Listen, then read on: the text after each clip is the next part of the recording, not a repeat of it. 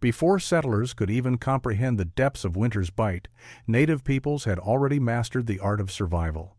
With clay walls that trapped warmth like a living fire, their shelters withstood the fiercest storms, while others froze in the face of nature's wrath. Before we begin, share where you're watching from. And if the stories of the old ways move you, subscribe, because tomorrow's legend runs even deeper than this one. The Great Plains, vast and untamed, lay dormant beneath a thick blanket of snow.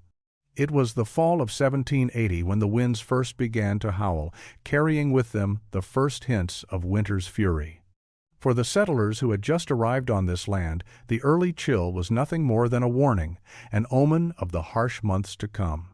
They had built their cabins in haste, trying to settle the land before the worst of the cold arrived, but they had little understanding of what lay ahead. To them, winter in the Great Plains was a challenge to be endured, a season that would eventually pass. But the native peoples who had lived on this land for centuries knew better. Among them was a man who understood the land in a way that no settler could. His name was Wiyaka, meaning feather, for his keen understanding of the wind and the way it whispered through the trees. Born to the Lakota people, he had spent his youth learning the ways of survival, taught by elders who had lived through the most brutal winters.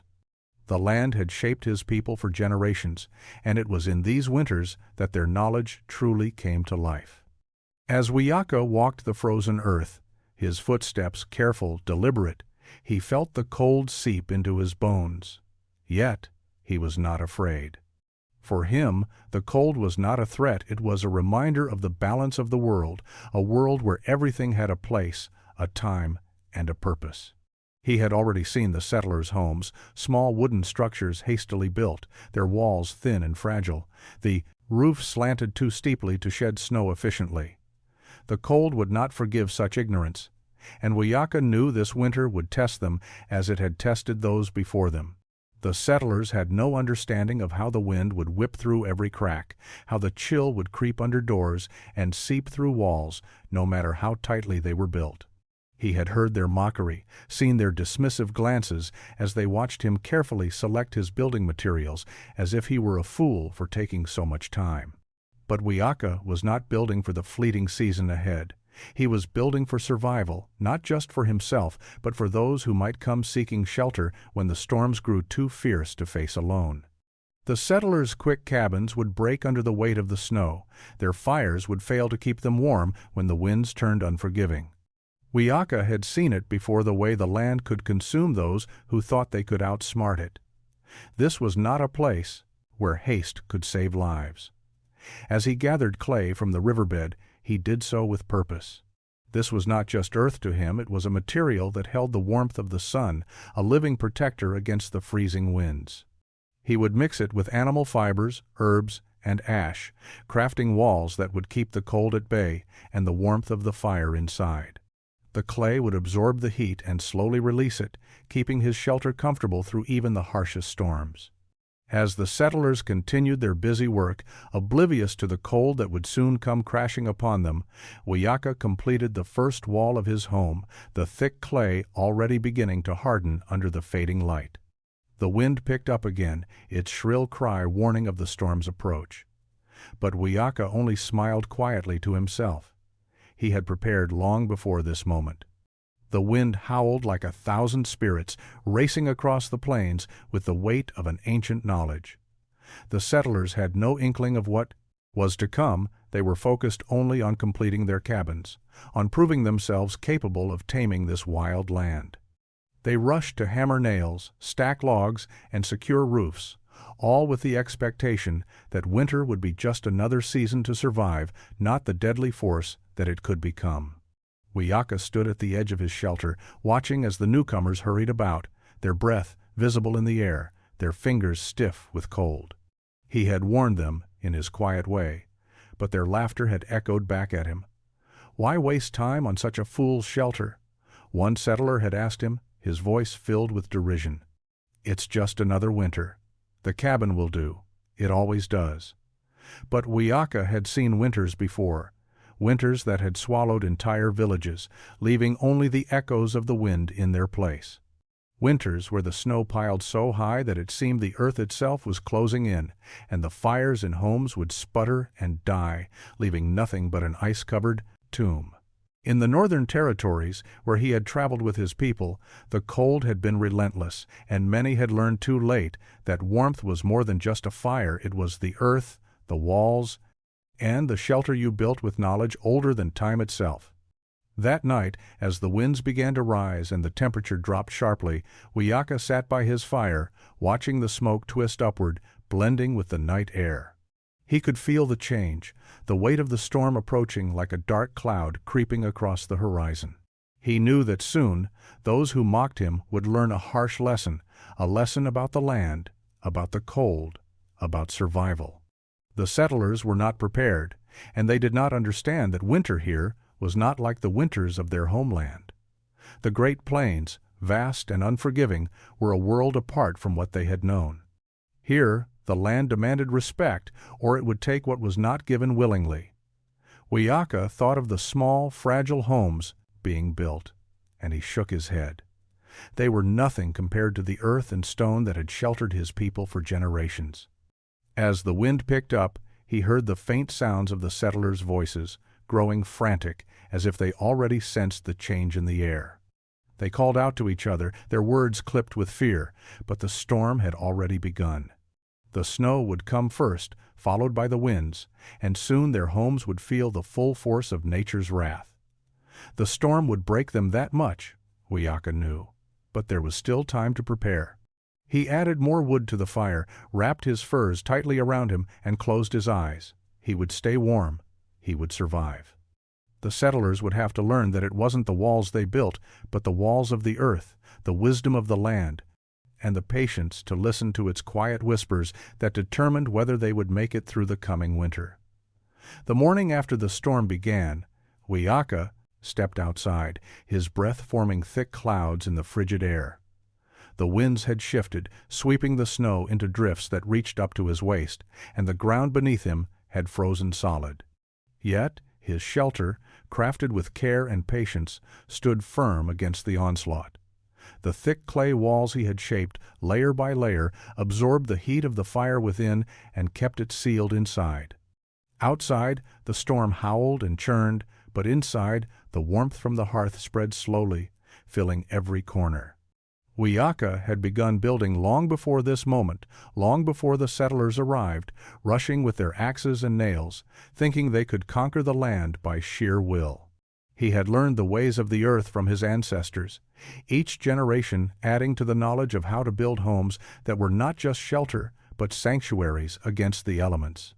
The first step, he always said, was to understand the land beneath your feet. You don't build against it, you build with it. He had taken the clay from the riverbed, mixing it with dried grasses and animal fibers to create a substance strong enough to hold against the seasons. His hands, calloused and steady from years of work, shaped the earth into thick, solid walls that would breathe with the wind but never let it in. When the settlers laughed at him, thinking he was foolish to take such time, they didn't understand that he wasn't just building a cabin. He was crafting a bond with the land, a connection to something that would last long after the winters had passed. As the snow continued to fall, he started working on the second layer of his walls. The clay from the riverbed was rich and malleable, perfect for shaping into the thick structure he needed. He kneaded the earth with his hands, feeling its weight and texture. It wasn't just about the physical material, it was about respect for the earth, understanding its power, and using it to protect the lives of those within. The settlers, by contrast, worked quickly and without thought. Their cabins, made from hastily cut logs, were filled with gaps. The wind would find its way through the cracks, and the heat from their fires would escape into the freezing air. The earth, unyielding and harsh, would soon claim what they had built, just as it always did when humans thought they could bend it to their will. Wiyaka's shelter, by contrast, would hold fast. The clay walls would absorb the heat from his fire and retain it for hours, slowly releasing it even when the flames had died down.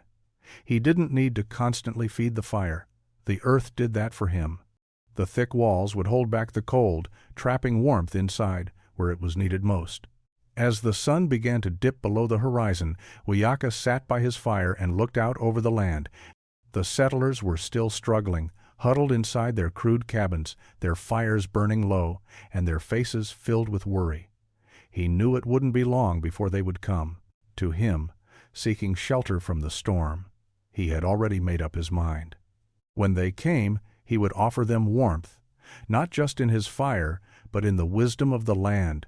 He had seen this before, seen people arrive full of pride and haste, thinking they could outlast the winter with their quick fixes and short-term solutions. But Wiyaka had learned that survival wasn't about rushing to finish, it was about knowing when to wait, when to listen to the earth, and when to build with its rhythms. That was the lesson the settlers would learn the hard way. The storm arrived with a fury like the wild horses of the plains. The wind shrieked as it whipped through the frozen landscape, burying the settlers' cabins under a thick layer of snow. By the time the settlers noticed the change, the temperature had dropped to 20 degrees below zero. The wind had reached 40 miles per hour, its icy fingers creeping under doorframes and through cracks in the walls. What had seemed like a manageable winter suddenly turned into something far more dangerous. Inside their hastily built cabins, the settlers shivered, their fires struggling to hold back the cold. The thick smoke from their chimneys billowed into the air, but it didn't matter. No matter how much they fed their fires, the heat seeped out through the cracks. The walls, thin and poorly chinked, were no match for the power of the storm. Wiyaka had prepared for this moment. As the settlers' cabins began to feel the strain of the storm, he sat calmly by his own fire, watching the snow swirl outside. His shelter, built from earth and the wisdom of the ancestors, stood firm. The clay walls, still warm from the fire inside, held the heat like the embrace of an old friend. The fire crackled softly, the warmth radiating throughout the small space. Wiyaka knew the storm was only the beginning. This was not just the first test of the season, but the first test of the settlers' belief in their quick builds. They had defied, mocked him, called him foolish for taking his time and crafting his shelter with care.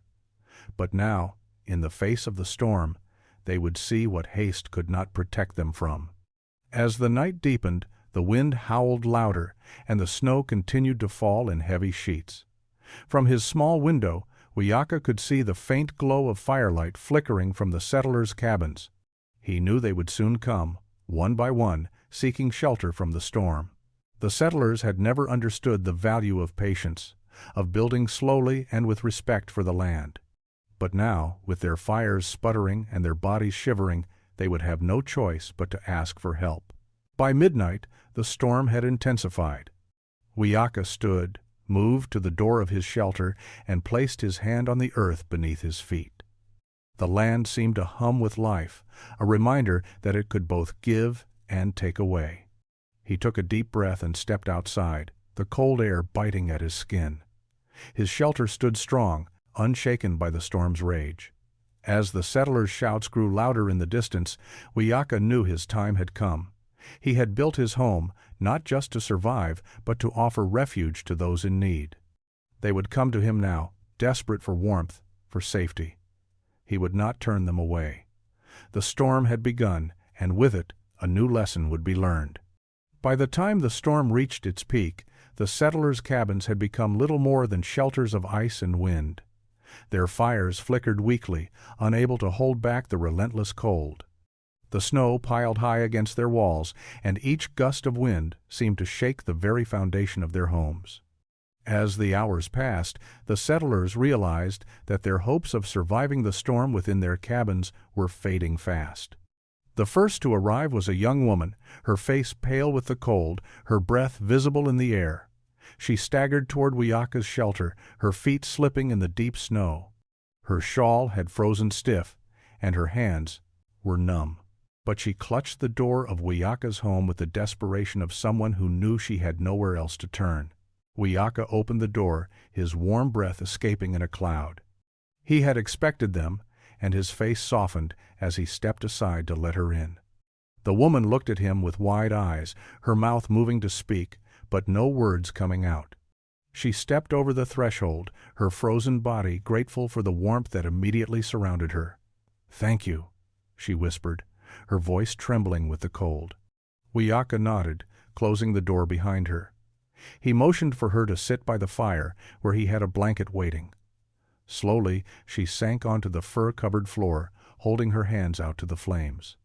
The warmth seemed to seep into her bones, and she closed her eyes in relief.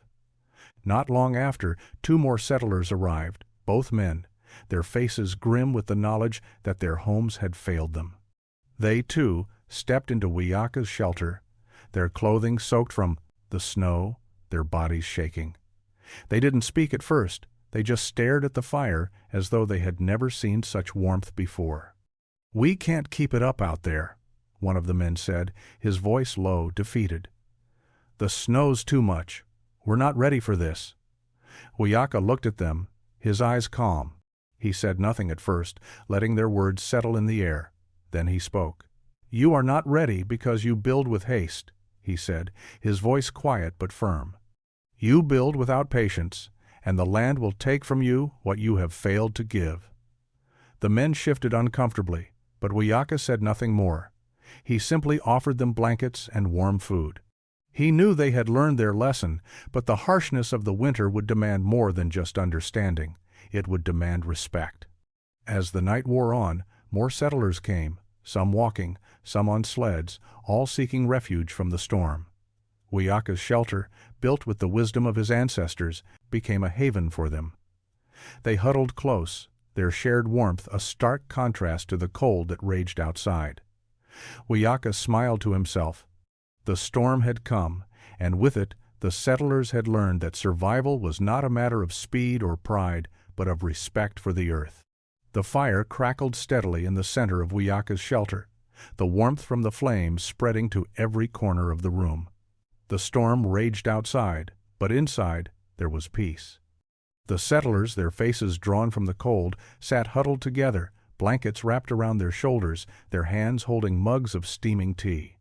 For the first time since the storm had begun, they felt safe. The cold no longer seemed like an insurmountable enemy. Wiyaka sat among them, his eyes soft with the wisdom of many winters.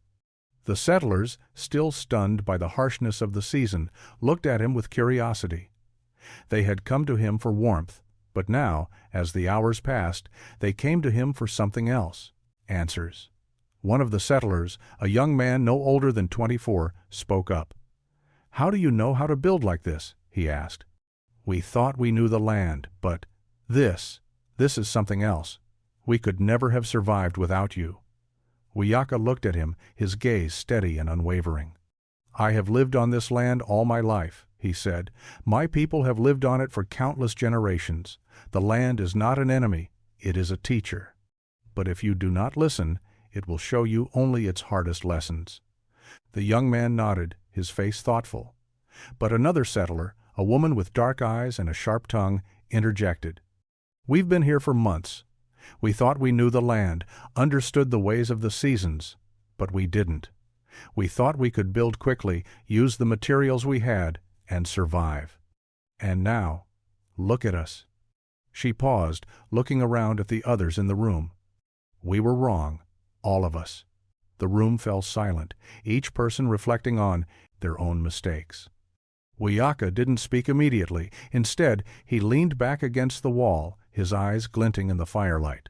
"You were wrong," he said after a moment, "because you did not take the time to listen to the land. You thought you could force it to give you shelter. But the land will not give freely to those who demand it.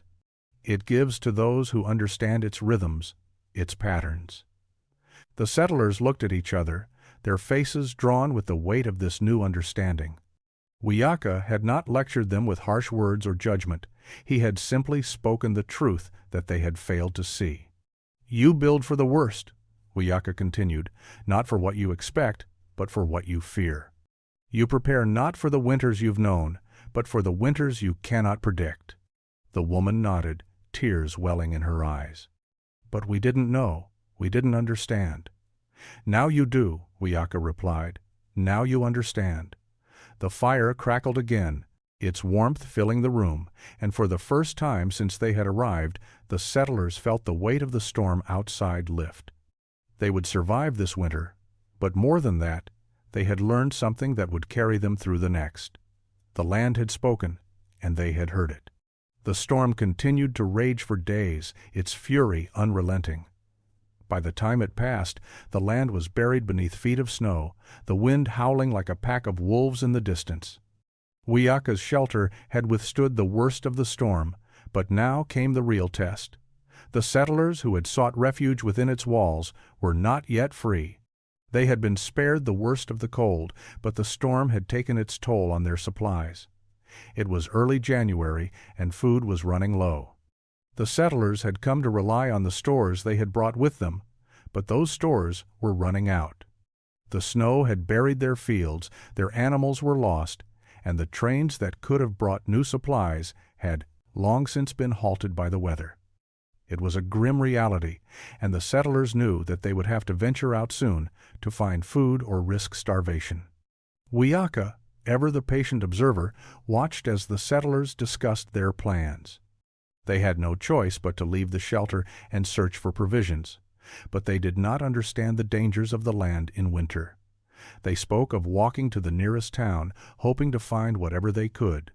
But Wiyaka knew the land would not be kind to the unprepared.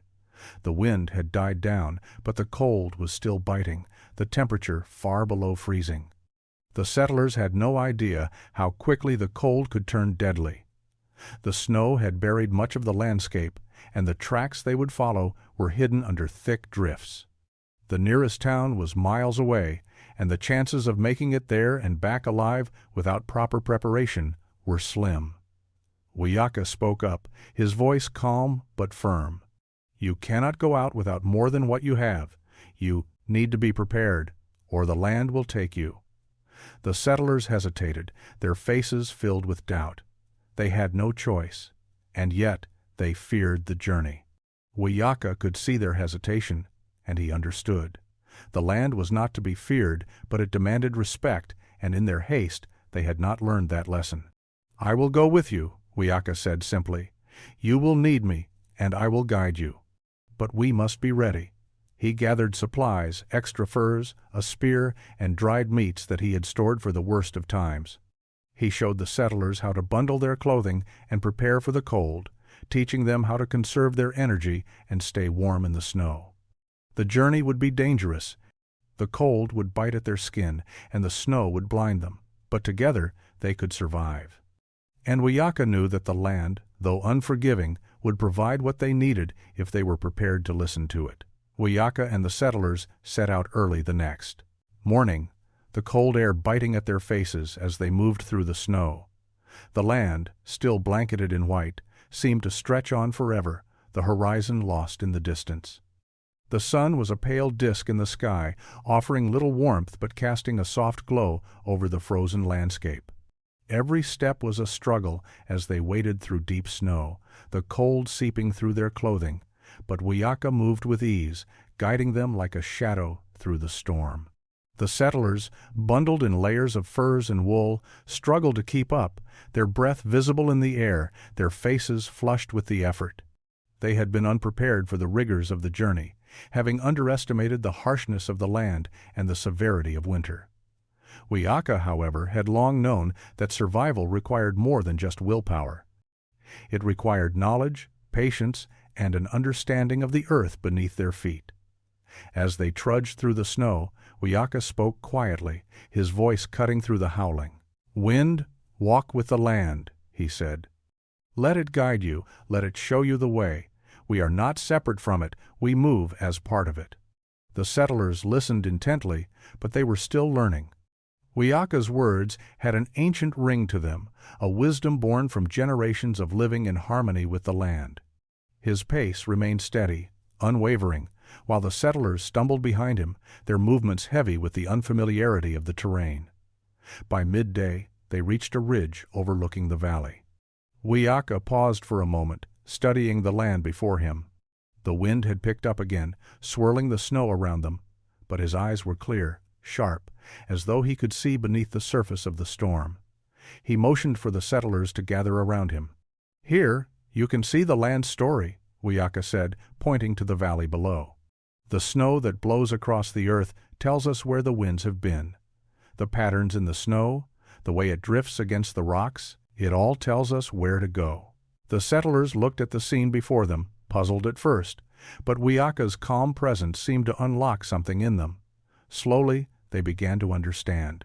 The land wasn't just a place to be conquered. It was a map, a guide that spoke in ways they had never been taught.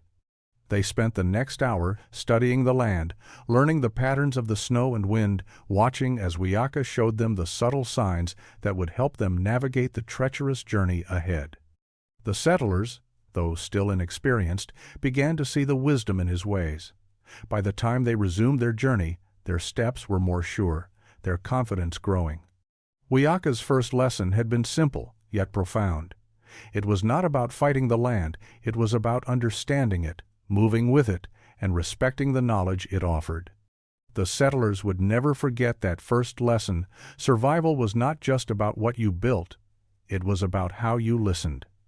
After days of trudging through snowdrifts, with the wind stinging their faces and their bodies growing weary, the settlers and Wiaka finally reached the town. The once hopeful energy of the journey had turned to exhaustion, their faces lined with fatigue and their bodies aching from the cold. The town, buried beneath several feet of snow, was barely recognizable. The buildings, once vibrant with life, now stood silent and still, the windows dark and the streets empty. Wiaka stood at the edge of the town, gazing out at the ghostly quiet. The settlers moved slowly, unsure of what they would find. Supplies were scant. There had been no deliveries for weeks. The train tracks were buried under the snow, and the stores had long since emptied. It was clear that the storm had taken its toll on everyone, and the town, much like the settlers, was struggling to survive. "This is where the land has taken," Wiaka said softly, his voice steady. But his eyes filled with a quiet understanding. "But the land will also give, if you know where to look." The settlers stood in a huddle, unsure of what to do next. They had come to the town for food, for supplies, but now it seemed they had found only more hardship. Wiaka, however, was undeterred. He had come here with purpose, to teach them the most important lesson of all, that survival was not about running to the nearest source of help, but about learning to live with the land. Wiaka led the settlers to the nearby woods, where he knew the earth still held life beneath the surface. He moved with the confidence of someone who knew the land like the back of his hand. As they walked, Wiaka spoke of the cycles of nature, of how the land rested in the winter but would soon awaken in the spring. The settlers followed, still unsure, but trusting in his knowledge. Wiaka had taught them to look for signs, the way the snow piled in certain places, the way the trees bent in the wind, the subtle shifts in the earth beneath their feet. It wasn't much, but it was enough. They dug in the earth where Wiaka had pointed, finding hidden roots that could be eaten, and they gathered wood for the fire. By early March, the snow began to melt, and the land slowly began to wake from its long, cold slumber. The settlers had found enough food to survive, and the warmth of the fire inside their shelter began to take on a new meaning. As the days grew longer and the temperatures slowly rose, the settlers realized the lesson Wiaka had taught them. They were part of this land, not masters of it. The earth had given them what they needed, but only because they had learned to listen, to trust it, and to prepare. The settlers, once so sure that they could outlast the winter with their hastily built homes, now understood that survival was not a battle against nature. It was a dance, a quiet exchange. As the last of the snow melted away and the land began to bloom with the first signs of spring, the settlers stood on the edge of a new understanding. Their homes, once fragile against the storm, were now sturdier, their foundations deeper, their walls thicker. They had learned to listen to the land and to build not for the winter they expected, but for the one they feared, and through it all they had come to respect the wisdom of Wiaka. In the weeks that followed, more settlers came to the area, some bringing fresh supplies, others seeking refuge after being caught in the storm. When they arrived, they were told of the native man who had saved them, who had taught them the way of the land. His name spread quickly, not just as a man who had survived the storm, but as a teacher, a guide, who had shared the deep knowledge of his people. Wiaka never sought praise for his actions. He never expected the settlers to thank him or to recognize the weight of the lessons he had taught. He had done what he had done because it was his duty to the land, to the spirits, and to those who sought to understand it as he did. He believed in the old ways, in the rhythms of the earth, and in the silent whispers of the wind. These were lessons passed down through countless generations, lessons that were never forgotten. As the settlers began to rebuild their lives, they followed Wiyaka's advice. They sought out better materials, thicker logs, and stronger foundations. They did not rush to finish their homes, but took their time, building with patience and care. They no longer believed that survival depended on how quickly they could finish their work, but on how well they understood the land that would shape their lives. Wiyaka's shelter, the one built from clay and earth, became a symbol in the community. It stood as a monument to his teachings, and the settlers who had once mocked him now came to see it, to learn from it. The shelter, though weathered by time, remained strong, just as Wiyaka had promised. His method of building slow, deliberate, and in harmony with nature had proven to be the key to survival. And now, those who had once mocked him came to seek his guidance. As the years passed, Wiyaka's legacy grew. His wisdom was passed down to the next generation of settlers, and his teachings about survival, patience, and respect for the land became part of the fabric of the community. He remained a quiet presence, watching over the land he had come to understand so deeply. The settlers, once proud of their speed and haste, now built with the same careful respect for the land that he had taught them. When Wiyaka passed on, his spirit remained in the land, in the shelters he had built, and in the hearts of those who had learned from him. His legacy lived on, a quiet reminder that survival was never about how fast you could build, but about how well you understood the land that sustained you.